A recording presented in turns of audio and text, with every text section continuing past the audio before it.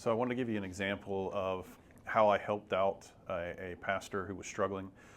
When I first met Pastor Daniel, it was very clear that he was suffering from depression, very sad, very distraught, very negative mindset. And Pastor Daniel, God had laid on my heart to help him out. And so offered to help him out. We started meeting on a weekly basis. And through the process of getting to know him, where he was at in life, one of the things that I continued to notice was his negative thinking and his victimhood mentality.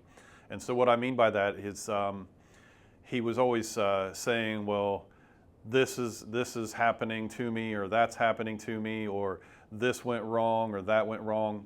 And God put on my heart one day to give him this verse, and we had a conversation about this, and the verse was this. It's Genesis 42:36. It says, "And Jacob, their father, said unto them, Me have ye bereaved of my children.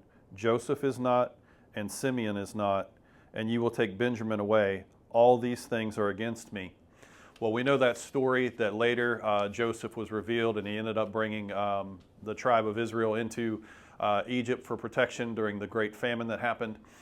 But at that point in his life, he thought all these things were against him. And as you read through the rest of the chapters there, come to find out the things that he had counted for bad, God had counted for good. And I explained to him that he needed to get rid of that type of thinking, and things happen for him and not to him. And that turned on a breakthrough light bulb for Pastor Daniel during that time. He began to change. His mindset began to change, and things began to happen to him. And so he would go through his day, and one day he had a flat tire, and he texted me and said, "This just happened for me, not to me." And so it was just amazing to see his transformation. And if you're struggling as a pastor, as a Christian leader, and you've got the mentality that all this stuff is happening against you, or that you've offended God in some way and he's putting his thumb on you, you're probably wrong. I'm going to say that right now. You're probably wrong.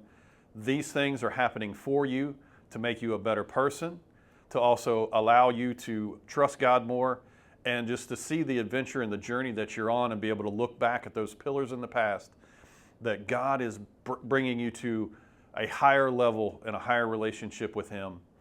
So I encourage you to follow my channel, subscribe and like, and continue to elevate with CJ.